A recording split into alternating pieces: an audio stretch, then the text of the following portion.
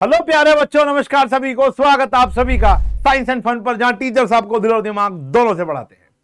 तो आप लोगों के मिड टर्म एग्जाम बहुत नजदीक हैं। सितंबर is full of mid term exams. तो अगर आपका मिड टर्म एग्जाम नहीं हुआ है या हो चुका है तो ये वीडियो आपके लिए है। Case based, top case based, कोई एरे गहरे नथु गहरे केस बेस्ड नहीं होंगे। ये वो केस बेस्ड होंगे जो आपके आपके पड़ोसी के, आपके पड़ोसन के, आपके भाई के, आपकी बहन के एग्जाम में या तो आ चुके होंगे या आने वाले होंगे। तो ये वीडियो आपने उन सारे दोस्तों के साथ शेयर करनी है जो आपके साथ 9th में पढ़ रहा है। और एक छोटा सा टास्क मैं यहां पर आपको दे रहा हूं कि आपको कमेंट सेक्शन में टाइम स्टैम्प डालकर मुझे ये नोटिफाई करना है, अपने दोस्तों को नोटिफाई करना है कि सर ये वाला क्वेश्चन हमारा एग्जाम में आया था, मेरे दोस्त के मिड टर्म में आया था, या जो मेरे पास एक सैंपल पेपर है उसके अंदर भी सेम ये क्वेश्चन देखने को मिल रहा है, या हमारी मैम ने क्लास के अंदर ये बड़ा इंपॉर्टेंट बताया था। क्योंकि यहां पर कोई भी उल जलूल वाले केस बेस नहीं है कि कुछ भी बना दिया। बहुत प्यारे, बहुत इंटेंसिफाइड, और ये मेरे पेड बैच में मैंने बच्चों को बताया है, अपने ऑफलाइन वाले बच्चों को बताया है, तो मेरे यूट्यूब फैमिली वाले बच्चे इससे वंचित क्यों रह जाए। तो टॉप केस बेस्ड है। देखो, आप लोगों को ये सारे के सारे चैप्टर आते हैं जो मैं यहां पर आपको पढ़ा रहा हूं। अगर आप लोगों को वन शॉट चाहिए तो बेटा यहां पर पहला कमेंट पिन हो रखा है। मेरे सारे के सारे वन शॉट, इतने प्यारे वन शॉट जिससे आपको एनसीईआरटी, मैं कह रहा हूं, शीशे की तरह साफ हो जाएगी। आपको प्रॉपर समझ में आ जाएगा कि क्या कोर्स है, क्या कैसे होता है, क्या फॉर्मूला होता है, क्या अंडरस्टैंडिंग है, क्या प्रेजेंटेशन है। मतलब प्रॉपर चैप्टर की अंडरस्टैंडिंग आपको मिल जाएगी। एक एक चैप्टर शीशे की तरह साफ हो जाएगा। यहां पर आपको कमेंट सेक्शन के अंदर एक कमेंट पिन मिल रहा होगा, वो आप क्लिक कर लो और उस लिंक को सेव करके रख लो। जब भी कोई चैप्टर देखना हो तो वहां से आप देख सकते हो। शुरू करते हैं आज का लेक्चर। केस बेस्ड प्यारे से क्वेश्चन है। आओ, पहला क्वेश्चन, लेकिन पहले आपको करना है फिर मैं करूंगा। हर एक क्वेश्चन पहले आप ट्राई करेंगे फिर मैं करूंगा। क्वेश्चन बहुत प्यारा है। देखो, सबसे पहले मैं आपको बता दूं, अगर आपके एग्जाम में, अभी मिड टर्म के एग्जाम में चैप्टर नंबर 4 यानी लीनियर इक्वेशन इन 2 वेरिएबल्स आ रहा है, तो there is very high probability कि ये वाला चैप्टर से केस बेस्ड बनेगा। ठीक है ना। तो यहां पर आज के केस के अंदर, आज के इस वीडियो के अंदर 2 से लेकर 3 ऐसे क्वेश्चन है जो चैप्टर नंबर 4 से डिपेंडेंट है। कह रहे, in the below given layout the design and the measurement has been made such that area of 2 bedrooms, ये हैं 2 बेडरूम्स और ये रही हमारी रसोई, इन इसका और इसका एरिया मिला दोगे तो कितना बनता है भैया? 95 स्क्वायर मीटर यानी मीटर स्क्वायर। Got it. ये x है, ये 2 है, ये y है, ये पूरा कितना है? 15, ये 5 है, ये 2 है और ये 5 है। Got it. चलो, अब हमसे पूछा क्या हुआ है? एरिया ऑफ 2 बेडरूम्स, दोनों बेडरूम्स का area combinedly and kitchen are respectively equals to. तो देखो भैया, एरिया ऑफ 1 बेडरूम, अगर हम बेडरूम का एरिया निकालेंगे तो वो रेक्टेंगल एरिया का है।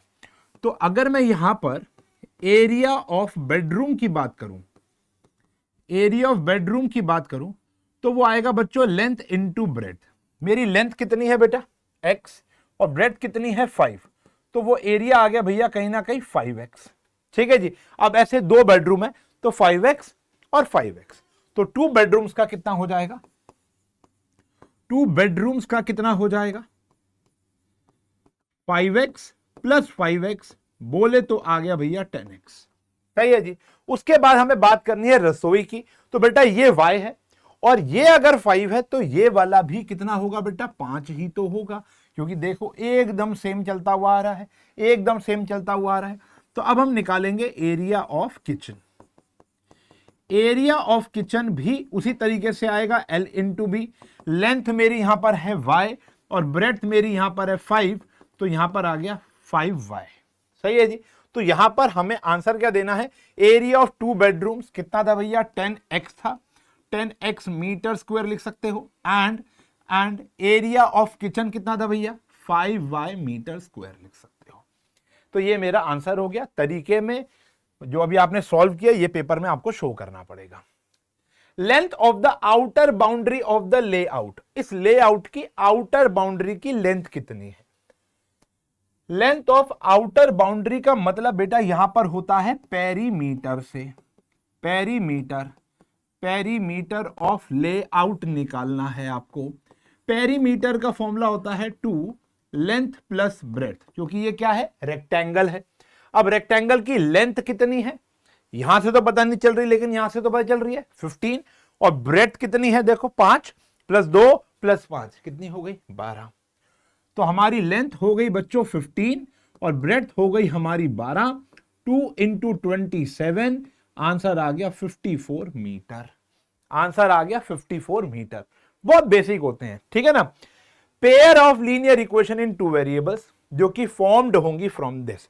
तो एक लीनियर इक्वेशन नहीं बन रही है, कह रहे हैं 2 बनेंगी, पेयर ऑफ लीनियर इक्वेशंस बनेंगी। तो देखो पहली क्या बन रही है, आपको क्या लगता है जो लेंथ है वो लेंथ के बराबर नहीं होगी, बिल्कुल होगी। तो यहां पर आ गया x + 2 + y किसके बराबर आ गया बेटा, 15। x + 2 + y बराबर आ गया भैया 15 के। तो देयरफॉर पहली इक्वेशन मेरी आ गई x + y = 13। पहली इक्वेशन क्या आ गई बेटा मेरी, x + y = 13। सही है जी। दूसरी इक्वेशन मेरी क्या बन सकती है बेटा, ध्यान से देखो, दूसरी इक्वेशन मेरी क्या बन सकती है। आपको यहां पर इस 95 का भी तो कोई ना कोई यूसेज करना ही पड़ेगा। वो क्या कह रहा था, दोनों बेडरूम और किचन, इन दोनों का कंबाइंड एरिया जो है वो 95 है। सही है जी। तो यहां पर हमें कह रखा था area of 2 bedrooms plus area of जो रसोई थी, किचन थी, उसका टोटल एरिया कितना था, 95। 2 बेडरूम कितने थे, 10x, किचन कितनी थी, 5y = आ गया 95। 5 कॉमन लेके काट सकते हैं, 5 से डिवाइड कर दो ना, 2x + y = 19। ये आ गई प्यारे बच्चों मेरी दूसरी इक्वेशन। सर स्टैंडर्ड फॉर्म में करना जरूरी है, कर लो तो अच्छी बात है, ना करो तो भी चलेगा। ये बेटा मेरी 2 पेयर मतलब 2 लीनियर इक्वेशन इन 2 वेरिएबल्स आ गई है। सिंपल क्वेश्चन है, सिंपल क्वेश्चन है।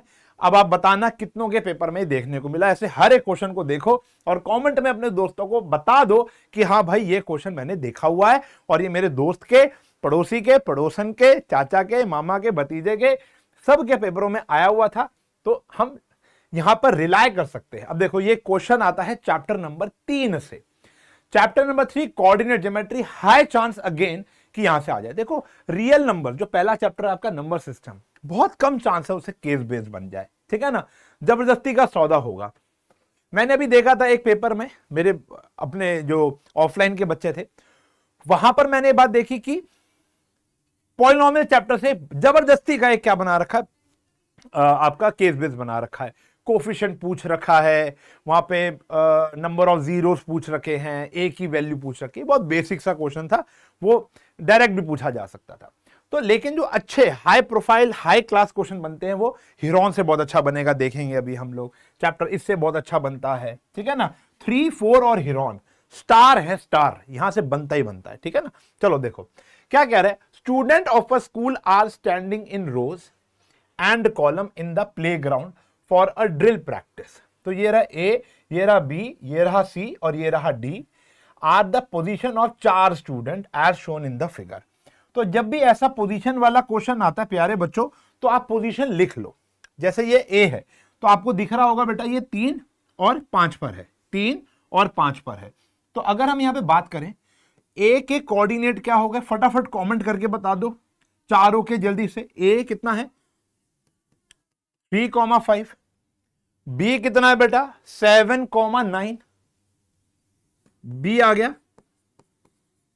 7,9, सी कितना हो गया 11,5 और डी कितना हो गया, ये हो गया 7,1। सही है जी। अब आ गया ए बी सी डी, आधे से ज्यादा सवाल तो यही पूछे जाएंगे। चेक करो, what are the coordinates of A and B. तो भैया अभी तो निकाले हमने, ए के कोऑर्डिनेट क्या निकले थे बेटा हमारे, ए के कोऑर्डिनेट आए थे हमारे 3,5 और बी के कोऑर्डिनेट्स हमारे क्या आए थे बच्चों 7,9। सही है जी। फिर कह रहे what are the coordinates of C and D, ये लो जी, सी आया 11,5 और डी कितना आया था प्यारे बच्चों 7,1। What is the distance between B and D, ये अच्छा क्वेश्चन बना। देखो बी और डी के बीच में क्या डिस्टेंस है। देखो अब आप डिस्टेंस कैसे काउंट करोगे, आओ देखते हैं प्यारे बच्चों। तो आपको ये काउंट करना पड़ेगा, ये आया बेटा 1 2, दिख रहा है, विजिबल है, विजिबल है। कोई और कलर ले लेते हैं, डार्क ग्रीन ले लो। तो यहां पर आया 1 2 3 4 5 6 7 8। You have to count the box, ये बॉक्स काउंट करो, 1 2 3 4 5 6 7 और 8। तो ये 8 बॉक्सेस हैं। तो हमारा यहां पर आ गया बी और डी का जो डिस्टेंस है वो आएगा प्यारे बच्चों 8 8 यूनिट का आएगा। यहां यूनिट्स लिखना मत भूलना, नंबर कटेंगे। मैं आपको बता दूं 8 यूनिट्स लिखोगे आप, ठीक है जी, क्योंकि पूरे क्वेश्चन में मीटर सेंटीमीटर नहीं था। What are the coordinate of the point of intersection of AC and BD? जल्दी से बता दो AC और BD का इंटरसेक्शन पॉइंट क्या है। AC और BD का इंटरसेक्शन पॉइंट 3 तक गिन रहा हूं, 1 2 3। देखो AC और BD का इंटरसेक्शन पॉइंट क्या होगा, इंटरसेक्शन पॉइंट यहां पर होगा, यहां देखो ये लाइन हो गई AC की और ये लाइन हो गई बच्चों BD की। ये कहां पर कट रहा है, यहां पर इधर कट रहा है। तो ये क्या आया 7,5, जिनका सही था बल्ले बल्ले। तो यहां पर पॉइंट आ गया भैया 7,5। सिंपल है जी, आसान क्वेश्चन है, आसान क्वेश्चन है, प्यारा क्वेश्चन है। तो 2 क्वेश्चन हमारे हो गए। पहला था हमारा लीनियर इक्वेशन इन 2 वेरिएबल से, दूसरा था हमारा कोऑर्डिनेट ज्योमेट्री, तीसरा क्वेश्चन भी हमारा आया कोऑर्डिनेट ज्योमेट्री, जो कि आजकल हर क्वेश्चन पेपर की शान है, हर क्वेश्चन पेपर में छाया हुआ है। मेरे अभी ऑफलाइन में से 4 या 5 बच्चों के पेपर हुए हैं, जिसमें से 2 बच्चों के पेपर में ये आ चुका है, ठीक है ना। और बाकियों के पेपर में से एक बच्चे के ने मुझे बताया कि उनकी मैम ने एक सैंपल पेपर इशू किया था कि भैया इस जैसा पेपर आएगा, तो सैंपल पेपर में भी ये क्वेश्चन था, यानी ये टीचरों की नॉलेज में है ये question. Aditya is a class 9 student residing in a village, एक गांव में रहता है। One day he went to a hospital along तो वो होगी ना, खाने वाली लॉन्ग होगी ना तो ये है along with the grandfather for general checkup। सही है जी। From there he visited 3 places, school, library और hospital। पहले जाता है बेटा वो पहले कहाँ जाता है, वो कहाँ जाता है, स्कूल, लाइब्रेरी, और पहले जाता है पुलिस स्टेशन जाता है, कहाँ जाता है, पहले जाता है वो हॉस्पिटल के बाद से वो कहाँ जा रहा है, स्कूल जा रहा है, लाइब्रेरी जा रहा है और पुलिस स्टेशन जा रहा है। क्यों जा रहा है ये नहीं पता। He plotted the graph taking hospital as a origin, तो हॉस्पिटल ओरिजिन हो गया, यानी 0,0 and mark the 3 places on the graph as per his direction of the movement and distance. Graph ये रहा। तो भैया देखो, अगर हम यहां पर सारे कोऑर्डिनेट लिख भी दें तो हमारा हॉस्पिटल तो हो गया 0,0, सही है जी। फिर हमारा स्कूल क्या हो गया बेटा, देखो यहां पर एक खास बात क्या है कि ये 1 काउंट होगा, देखो ना 1 2 3 4। यहां पर इंपॉर्टेंट बात ये है कि जो ये एक ब्लॉक है ये 1 का है। ये कितने का है बेटा, 1 यूनिट का है। एक छोड़ के 1 लिखा है, ये है 1 हमारा, देखो ये है हमारा 1, ये 2 है, ये 3 है, समझ रहे हो। तो ये 2 को काउंट करोगे तो 1 आएगा। पहली बात समझ में आ गई। तो हमारा स्कूल कितना होगा 2,3, ये कितना हो गया 2,3, यहां लिख देते हैं। स्कूल आ गया 2,3, लाइब्रेरी आ गया 6,2, लाइब्रेरी आ गया 6,2। उसके बाद पुलिस स्टेशन आ गया 2,-1, पुलिस स्टेशन आ गया हमारा 2,-।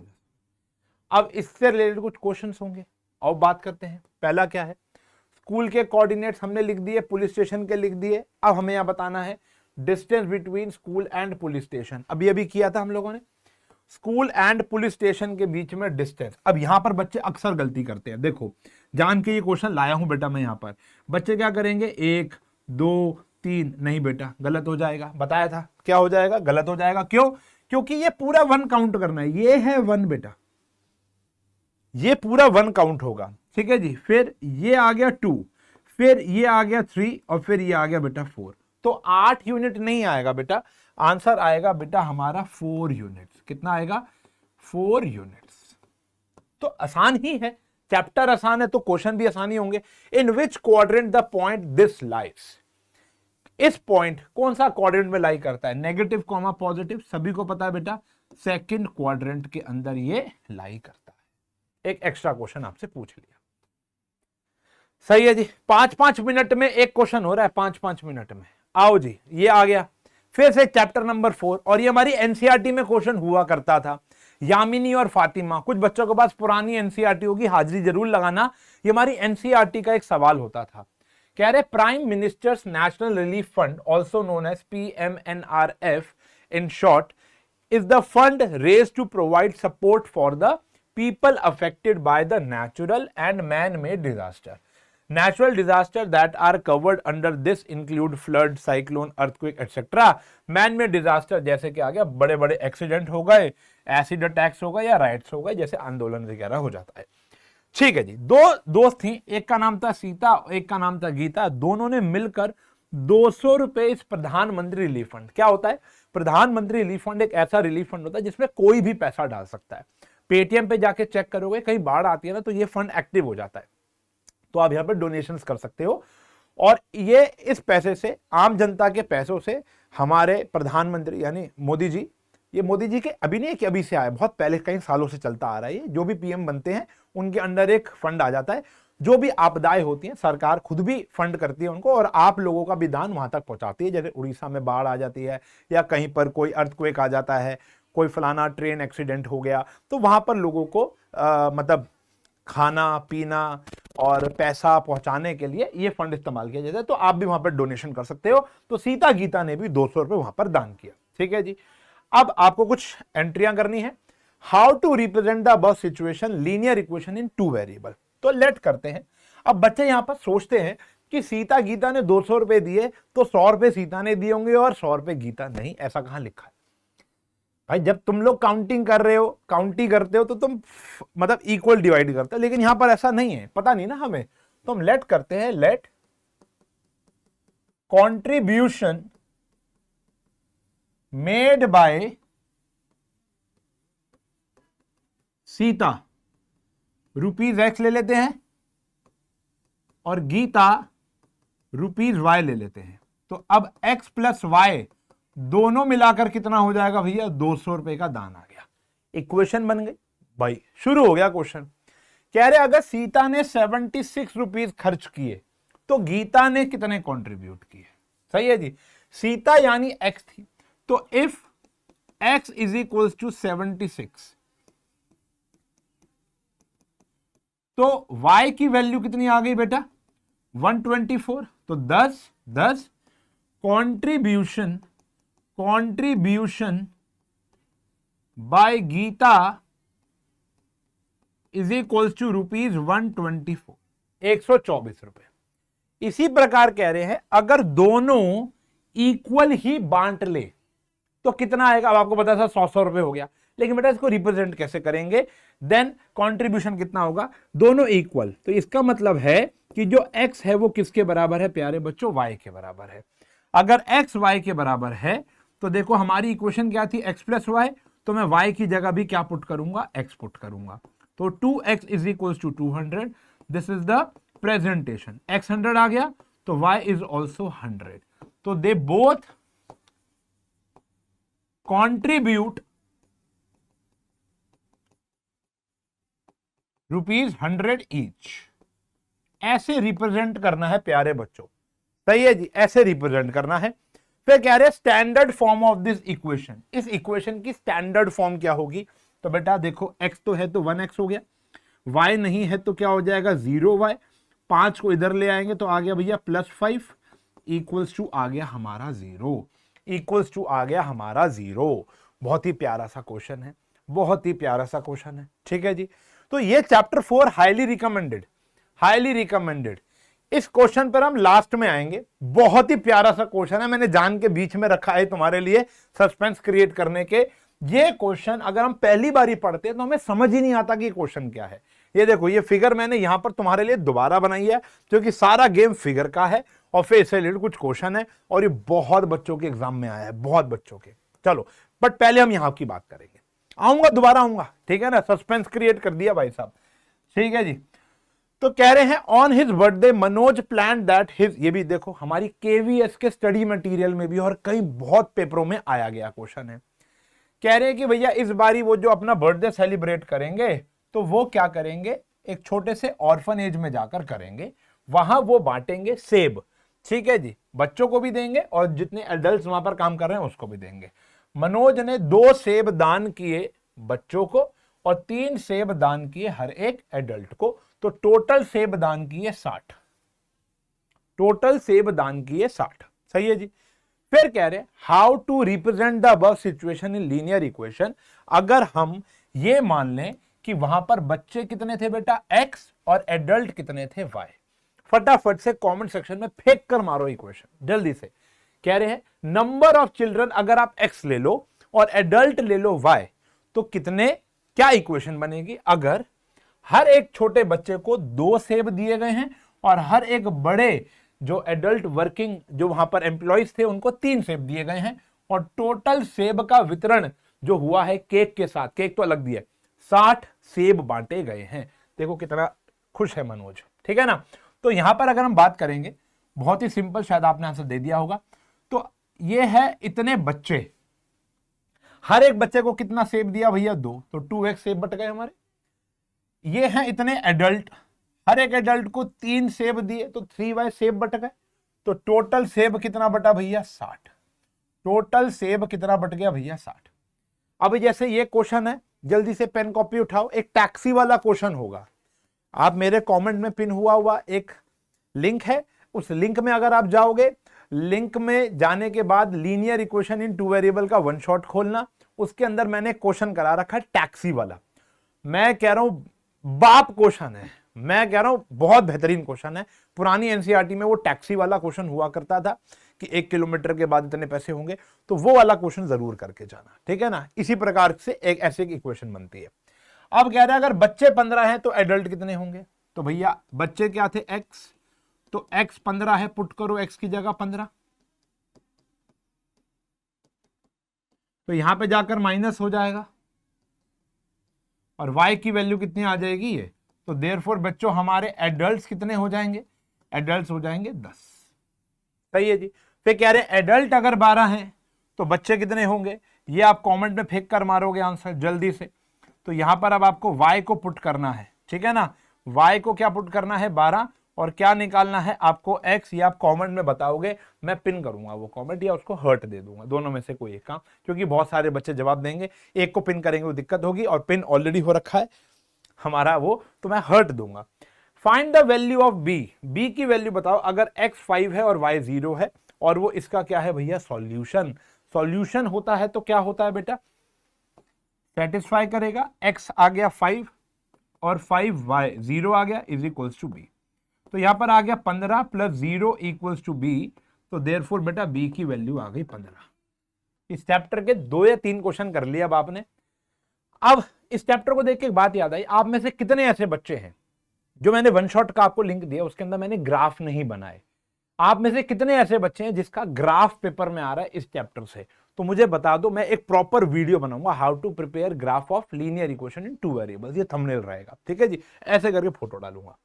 देखो अब ये वाला क्वेश्चन आया रोज बेड के ऊपर, और ये हाई लेवल, एक इसे आसान वर्जन भी आपको मार्केट में दिख जाएगा, ये हाई लेवल है, इसकी फर्स्ट कॉपी भी अवेलेबल है, ये ओरिजिनल है, ओरिजिनल केवीएस के उसमें है ये पर्चे में, ठीक है ना। अभी हाल ही में एक स्कूल हमारे आसपास इलाके में है, उसके ये प्री बोर्ड में आया था, ठीक है जी, प्री बोर्ड कह रहा हूं यार बार बारी, उसके मिड टर्म में आया था, ये वाला क्वेश्चन भी उसी के बच्चे में आया था, और एक ये वाला क्वेश्चन भी उसी बच्चे पेपर में आया था।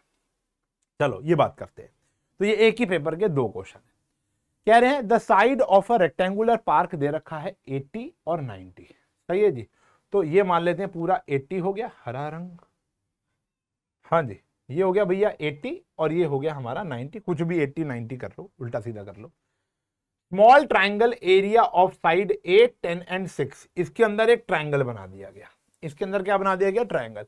अगर आप मुझे इजाजत दो तो मैं अपनी फिगर एक खुद बना लूं, क्योंकि मुझे बेटर लगता है अपनी फिगर खुद बनाना। देखो तो ये 90 हो गया और ये 80 हो गया, एक बीच में आपने एक ट्राइंगल बनाया जो कि था 8 10 और 6, सही है जी, तो 8 10 और 6 तो पाइथागोरन ट्रिपलेट होते हैं, बाकी आपको ये जज नहीं करना, या तो आपको याद हो 8 6 और 10 पाइथागोरन ट्रिपलेट है, नहीं तो बच्चों को पता नहीं होते तो कोई भी कैसा मर्जी ट्राइंगल बना दो। तो हम एक ट्राइंगल ऐसा बना देते हैं, ऐसा आपको पता भी नहीं चलेगा, 8 6 और ये है 10, सही है जी। चलो is to be left out at the four corners है a small triangular area। अच्छा अच्छा, तो ये तो और विकसित क्वेश्चन आ गया भैया। एक ट्राइंगल नहीं है, चार ट्राइंगल हैं, चार ट्राइंगल कह रहे हैं 8, 10 और 6 के is to be left out at four corners of the park for growing flowering plants, remaining area planted with natural glass, glass नहीं ग्रास। तो यहां पर आपने कॉर्नर पे, यहां पर कॉर्नर पे, यहां पर कॉर्नर पे, यहां पे कॉर्नर पे और यहां पे कॉर्नर पे आपने क्या किया, तो फिगर ये क्यों दे रखी है समझ नहीं आ रहा। अच्छा कोने पर बना रखा है, ये दिखा रखा है।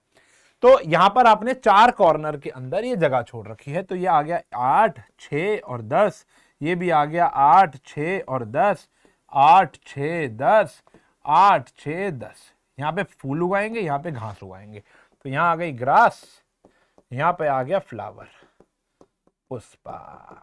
सही है जी। चलो अब क्वेश्चन क्या पूछ रहे हैं, what is the semi perimeter of the triangle. तो भैया तो बहुत आसान है यार। हाँ जी, सेमी पेरीमीटर का formula a plus b plus c divide by 2। तो सेमी पेरीमीटर हो गया 8, 6, 10 बाय 2, तो यह आ गया 24 बाय 2 यानी आ गया 12 मीटर। सही है जी। फिर कह रहे area of the rectangular garden, तो एरिया क्या होता है रेक्टेंगुलर गार्डन का, L इंटू बी, 80 इंटू में 90, यह आ गया 7200 मीटर स्क्वायर। सही है, आसान है यार। फिर कह रहे find the area use for growing flowering plants. Flowering plants कहां पर उगा रहे थे, यहां पर उगा रहे थे, तो इसका एरिया निकालने के लिए सी पार्ट हमारा एस कितना आ चुका है 24, एरिया ऐसे निकाल लोगे, हाँ या ना। देखो अगर आपको ये पता चल गया है कि ये राइट एंगल ट्राइंगल है तो आप डायरेक्ट लगा सकते हो, लेकिन पहले आपको ना साबित करके बताना पड़ेगा, पाइथागोरस प्रूफ करनी पड़ेगी कि ये राइट एंगल ट्राइंगल है। तो उसमें टाइम वेस्ट ना करते हुए हम यही वाला फॉर्मूला लगा देंगे, एस यही आया ना बेटा, देखो एस कितना आया था 12, एस आया था हमारा 12, तो 12, 12 में से 10 गया, 12 में से 8 गया और 12 में से 6 गया, तो यहां पर आया 12, 2, 4, 6। तो अगर ध्यान से देखोगे तो ये आया 2 इंटू 6, 2, 2, 2, 6, 6 का पेयर, ओ गलत हो गया, 6 का पेयर, 2 का पेयर, 2 का पेयर, 6 का पेयर, 2 का पेयर, 2 का पेयर, आंसर आया 24 मीटर स्क्वायर। ये एक फ्लावरिंग प्लांट का आया। तो total area for flowering plants कितना आ जाएगा, 4 इंटू 24 यानी 96 मीटर स्क्वायर। सही है जी, 9 इंटू 6। Cost of planting the flowering plants इतना दे रखा है, तो cost of planting the flowering plants क्या होगा, तो कॉस्ट निकाल लो भैया, 96 इंटू में 75.50, कमेंट करके रुपीज में आंसर बता देना। एक और धमाकेदार पार्ट बन सकता था कि भैया ग्रास लैंड का एरिया कितना होगा, तो टोटल में से देखो ग्रास का एरिया यहां निकाल देता हूं, पूछा जा सकता है टोटल कितना आया था बेटा आपका 7200, 96 माइनस कर दोगे तो इसमें क्या उगेगी, घास उगेगी। सही है जी। टोटल में से चारों कॉर्नर हमने क्या कर दिए, ध्वस्त कर दिए, तो कितना आएगा 96 माइनस किया तो ये आंसर आ जाएगा। अभी हमें सिर्फ फ्लावरिंग प्लांट्स का निकालना था, नेचुरल ग्लास का नहीं निकालना था, ग्लास एंड फ्लावर्स।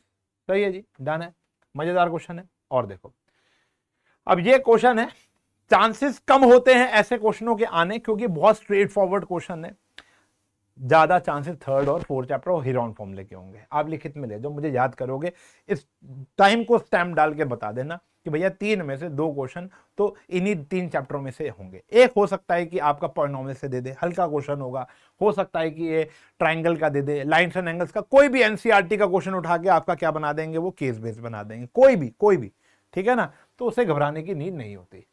क्या कह रहे हैं, John recently read a mathematics experiment, he was keen to perform it on its own. He chose a long building whose length he want to know. एक building देख ली, उसकी लेंथ वो जानना चाहता था। Generally Heights and distance trigonometry वगैरह involve होती है। He placed a mirror at the ground. He is standing at some distance of the building as well as mirror. ठीक है जी। तो एक ये आ गया आपका शीशा, ठीक है जी, और कहीं ना कहीं बिल्डिंग वगैरह आ गई, ठीक है। वो देख लेते हैं। जॉन की हाइट कितनी थी बेटा, 5 मीटर, ये रही जॉन की हाइट, ठीक है ना। And the distance of the John from the mirror is 12 metre. ये रहा बेटा 12 मीटर, सही है जी। तो ये आ गया जॉन की हाइट और ये आ गई मिरर की हाइट। और कह रहे हैं the distance of the building from the mirror is also 12। ये आ गया जी also 12 and it's height is 5 metre. ठीक है जी, John height is 5 meter and the distance of the John from the mirror is 12 meter and the distance of the building from the mirror is also 12 meter and its height is 5 meter। तो ये आपको figure दी हुई है, दो triangle दे रखे हैं और दोनों के दोनों एकदम सेम दिख रहे हैं, कॉन्ग्रुएंट ट्राइंगल है। क्या निकालना है? पहला, find the distance between the top of the building and mirror. तो इनकी डिस्टेंस निकालना है, इसका डिस्टेंस। कॉमन सेंस की बात है, 12 प्लस 12 ये कितना हो जाएगा बेटा? 24 हो जाएगा। कितना हो जाएगा? 24। 12 प्लस 12, तो ये वाला क्वेश्चन तो बहुत आसान हो गया। 12 प्लस 12 आंसर कितना आ गया? 24 मीटर। सही है जी। Distance between top of the building and mirror. अच्छा, top of the building and mirror, sorry, तो हमें ये निकालना है। ये आएगा 13। कैसे आएगा? पाइथागोरस थ्योरम बेटा।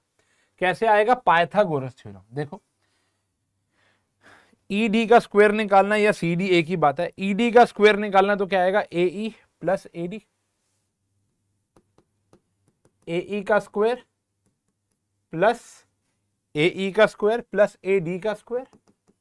ये आ गया बेटा। ये कितना है हमारा? 5 का स्क्वायर और ये 12 का स्क्वायर। 5 का स्क्वायर 12 का स्क्वायर 25, 144। ये आ गया 169 और जो कि किसका होता है बेटा? ईडी आ गया अंडर रूट ऑफ 169, तो आंसर आ गया 13 मीटर। तो पहले वाले का आंसर आ गया 13 मीटर।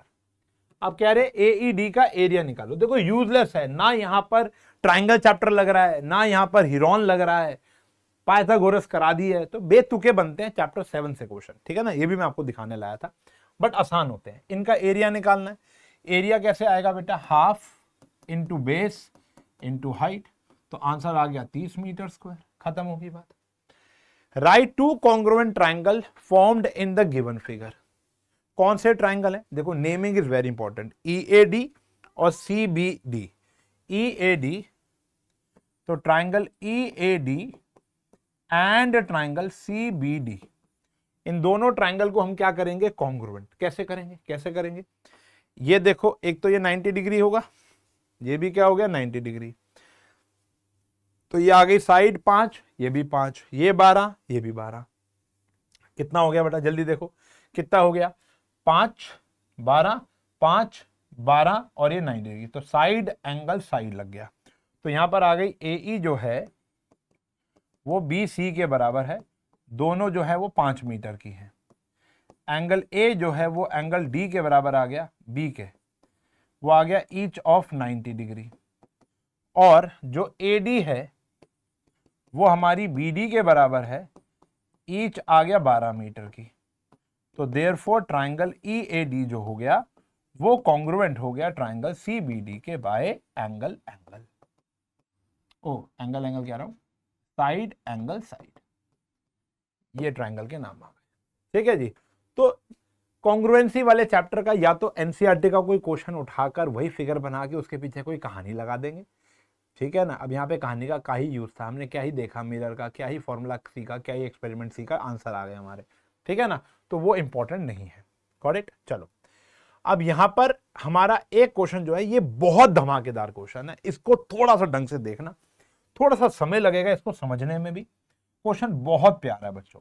मेन है फिगर, पहले पढ़ लो क्या लिखा है। Kumar has a rectangular sketch, उसके पास ये एक स्केच है which he needs to draw on a colored paper of length 32। ये कलर्ड पेपर है जिसकी लेंथ है 32 और ब्रेड्थ कितनी है बेटा? 16। सही है जी। यूजिंग अ प्लॉटर, किसका इस्तेमाल करना है बेटा? प्लॉटर का इस्तेमाल करना है। प्लॉटर एक ऐसा डिवाइस होता है which is attached to a computer like printer. It is used of drawing the complicated sketches. Plotter खुद ही ड्रॉ कर देता है। Except only positive coordinate. देखो हमारे इस फिगर में ना नेगेटिव कोऑर्डिनेट भी थे, चेक करो, यहां पर नेगेटिव कोऑर्डिनेट भी थे, लेकिन जो प्लॉटर होगा वो सिर्फ पॉजिटिव एक्सेप्ट करेगा, तो वो इस -3,2 को 3,2 ही लेकर चलेगा। ठीक है ना। तो उसने यहां पर इसको प्लॉट किया, इस पूरे के पूरे स्क्वायर को इसने यहां पर क्या कर दिया? प्लॉट कर दिया। Where the 0 0 is in the left bottom, तो ये आ गया इसका 0 0। ठीक है ना। तो ये सिर्फ फर्स्ट क्वाड्रेंट ही आप मान के चलोगे। Got it. चलो, फिर कह रखा है the sketch ABCD needs to be centrally aligned. इस वर्ड को बड़ा इंपॉर्टेंस देनी है आपने। कह रहे ये जो है वो सेंट्रली अलाइंड होनी चाहिए, यानी ये एकदम बीच में होनी चाहिए ये फिगर। तो मैंने इस फिगर को खराब ना करूं इसलिए मैंने दोबारा से यहां पर स्केच 1 और स्केच 2 ले लिया। अब आप मेरी बात समझना बच्चों, 2 मिनट लगाकर। यहां पर अगर ये कितना है बेटा हमारा 3 होगा, तभी ये 3 आ रहा है, और ये कितना होगा हमारा 2, तो ये 3 यूनिट हो गया, ये 3 यूनिट हो गया। टोटल स्केच की जो लेंथ हो गई वो 6 यूनिट हो गई। इसी प्रकार ये 2 और ये 2, टोटल ब्रेड्थ कितनी होगी भैया 4। इस फिगर का बस इतना ही काम था, हमें से लेंथ और ब्रेड्थ पता चल जाएगी तो काम हो जाएगा। अब मेरी बात ढंग से सुनना, टोटल शीट कितनी है 32। 32 में ये जो टोटल लेंथ है ये 6 मीटर की है, 6 यूनिट की है। तो टोटल 6 एज इट इज बनानी है ना बेटा। तो अब ये टोटल 6 तो चली गई। देखो यहां पे कलर चेंज करके आपको बताते हैं। टोटल लेंथ थी 32, जिसमें से 6 तो फिगर ने ऑक्यूपाई कर ली है, बची कितनी है बेटा 26। तो इधर और इधर मिलाकर कितनी बची है 26। अब अगर ये सेंटर में है तो अगर मैं इसको 2 से डिवाइड करूं 13, तो भैया गौर से देखो, गौर से देखो, ये जो बचेगी 13 बचेगी, और ये जो बचेगी ये भी कितनी बचेगी 13 बचेगी। आया ना। तो हमने यहां पर बस ये साबित करना है। ये साबित क्या करना है, हमने निकाला कि जो ये पॉइंट होगा, ये वाला जो पॉइंट होगा ये 13 होगा, ये वाला जो पॉइंट होगा ये क्या होगा 13। मैं इसको डॉटेड बना देता हूं, आपको ऐसा लगे फिगर में ही है, इसलिए मैं फिगर भी दोबारा बनाई है। ये हो गया 13। 13 में क्या जोड़ा बेटा 6, तो ये हो गया हमारा पूरा का पूरा 19, और फिर इसमें क्या जोड़ दिया बेटा हमने 6। तो 13, अच्छा 16 13, तो यहां पर आ गया 13, इधर ही बचा 13, बीच में कितना आ गया बेटा ये हमारा 6। अब बोलोगे 13 छोटा दिख रहा है, हाँ बेटा वो फिगर बनी हुई है ऐसी। अब हम अपने हाथ से बनाएंगे तो बढ़िया बनेगा। ये आ गया 13, इसमें 6 आ गया, 6 था ना बेटा, देखो 6 लेंथ थी, 6 आया, और इसमें कितना आ गया 13 बच गया। तो टोटल कितना हो गया 32। Same goes for breadth also. Breadth total कितनी है बेटा हमारी, ब्रेड्थ है टोटल 16, और ये कितनी है 4। अब देखो 16 में से गया 4, कितना बचा 12, तो ऊपर और नीचे मिलाकर बचा 12, 2 से डिवाइड करोगे कितना आ गया भैया 6 आ गया। सेम कहानी यहां पर भी है कि ये नीचे कितना बचा था 13 बचा था। ओहो हाँ, ये कितना बचा था ये 13। अब यहां पे बात करोगे, ब्रेड्थ की बात करोगे, तो ये कितना आया बेटा हमारा, अभी आया था 6, ये कितना हो गया हमारा 6। 6 में कितना जोड़ा 4, तो ये कितना आ जाएगा बेटा हमारा 10। ये कितना आ गया हमारा 10, और ये कितना आ गया बेटा हमारा फिर से 16 आ गया। ठीक है ना। तो 6 में 4 जोड़ा 10, और फिर 10 में 6 जोड़ा, तो ऊपर भी 6 छूटा है, नीचे भी 6 छूटा है। अब आप आ जाओ, अब आपको मेरी नीड ही नहीं है। आपने अगर ये बात समझ ली तो बहुत बढ़िया। जो मैं दोबारा समझा देता हूं आपको कि टोटल लेंथ थी इसकी, टोटल लेंथ थी इस येलो पेपर की 32, और इसकी लेंथ थी 6। तो 32 में से ये 6 हटा दो, कितना बचा 26। तो आधा इधर 13 बच गया, आधा इधर 13 बच गया, तो ये भी 13 हो गया और ये भी 13 हो गया, बीच में 19 आ गया। ठीक है ना। अब अगर हम बात करें इसकी, तो ये कितना था टोटल 16। 16 में से क्या गया 4, क्योंकि इसकी ब्रेड्थ कितनी थी बेटा, ये हमारी 4 थी। अब 4 माइनस किया तो कितना बचा 12, 6 नीचे बचा और 6 ऊपर बचा, तो 6 4 जोड़ा 10, और ये फिर आया 6। अब आप अपने कोऑर्डिनेट निकाल सकते हो। जैसे डी का कोऑर्डिनेट क्या आया, डी का कोऑर्डिनेट आया 13,6, ए का कोऑर्डिनेट आया 13,10, फिर बी का कोऑर्डिनेट आया, यहां से देखोगे बी का कोऑर्डिनेट ये कितना आया, 13 में 6 जोड़ूंगा तो ये कितना हो जाएगा बेटा 19 हो जाएगा ना। कितना हो जाएगा 19, 13 में 6 जोड़े 19, और ये आ गया 10, तो ये आ गया 19,10। समझ लो भाई, समझ लो समझ लो। ये कितना है 13, 13 में 6 जोड़ूंगा तो 19 आ जाएगा ना, और ये कितना था हमारा 10। गॉट इट, सही है जी। ये 32 ही रहेगा, ऑब्वियस सी बात है। अब ये सी कितना रह गया 19,6, 19,6। अब हमारे 90% आंसर हमको मिल चुके हैं, चेक कर लो। फिर कह रहे ए और बी के कोऑर्डिनेट निकाल दिए बेटा, ए के भी निकल गए और बी के भी निकल गए। फिर कह रहे हैं सी और डी के कोऑर्डिनेट, वो भी निकल गए। लास्ट पॉइंट बड़ा आसान है, कह रहे हैं पॉइंट ओ निकालना है इन द स्केच -2, ये वाले 2 पर ये वाला कोऑर्डिनेट निकालना है। तो ये वाला कोऑर्डिनेट है, ये तो एकदम बीच में, देखो 32 का एकदम बीच में और 16 का भी एकदम बीच में। तो 32 का आधा किया कितना आया 16, और 16 का आधा किया कितना आया भैया 8। 16 का आधा किया वो कितना आ गया 8। तो आंसर आ गया बच्चों इसका 16,8। ठीक है जी। तो ये फिगर बच्चों से बनती नहीं है, तो ये वाला मॉडिफिकेशन आपको करना पड़ेगा, तब जाकर ये क्वेश्चन सॉल्व होगा, और ये क्वेश्चन बेहद इंपॉर्टेंट है। ठीक है जी। अब जब भी केस बेस्ड क्वेश्चन आए तो पहले तो आप फिगर की अहमियत समझो, ठीक है ना। तो ये बहुत ज्यादा मुश्किल क्वेश्चन नहीं होते, पहली बात, बहुत ज्यादा मुश्किल क्वेश्चन नहीं होते, यही एक क्वेश्चन टेढ़ा है, और मैंने अपने लाइफ के अंदर केस बेस्ड 9th स्टैंडर्ड में कभी भी कोई ज्यादा मुश्किल खासकर नहीं देखा। थोड़ी सी एडवाइस देते हुए जाऊंगा, हमारे आज का लेक्चर खत्म हो गया, लेकिन एक आध एडवाइस सुन लो। चैप्टर 1 चैप्टर 2 से ज्यादा नहीं बनेंगे, और बनेंगे तो बहुत आसान से होंगे, स्ट्रेट फॉरवर्ड होंगे। चैप्टर 3 बहुत इंपॉर्टेंट है, जितने केस बेस कर सकते हो आजू बाजू से वो कर लो, वैसे ये बहुत बहुत होते हैं, पॉइंट ढूंढने और सॉल्व करना है। दूसरा, लीनियर इक्वेशन टू वेरिएबल से बहुत ज्यादा इंपॉर्टेंट क्वेश्चन बनते हैं, तो कुछ क्वेश्चन ये रहे, और एक टैक्सी वाला मैंने आपको होमवर्क में दिया। तीसरा, चैप्टर 5 से कभी भी केस बेस नहीं बनेगा। रही बात 6 और 7 की, मैं मान के चल रहा हूं आपको 1 to 7 और हीरोन्स फॉर्मूला आपके एग्जाम में आ रहा है, क्योंकि जनरली यही सिलेबस है। तो 6 और 7 के अंदर में से बन सकता है, अगर खुद से बनाएंगे तो अच्छी क्वालिटी का नहीं बनेगा, तो वो जनरली क्या करते हैं, एनसीईआरटी के कोई भी क्वेश्चन को लेकर, कोई भी एग्जांपल को लेकर मॉडिफाई कर देते हैं। तो आपकी एनसीईआरटी सुपर स्ट्रांग होनी चाहिए दोनों चैप्टर की, ठीक है ना। फिर आता है हीरोन।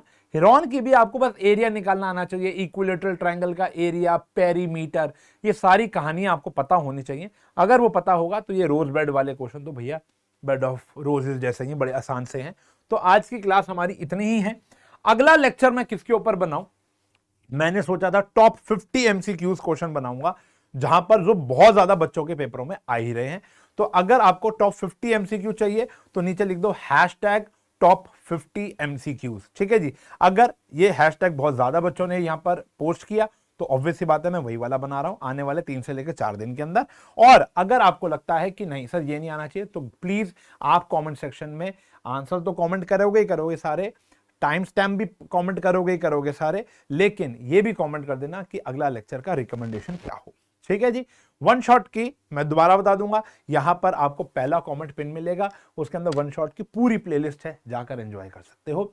मिलूंगा अगले लेक्चर में, तब तक के लिए bye bye, take care, have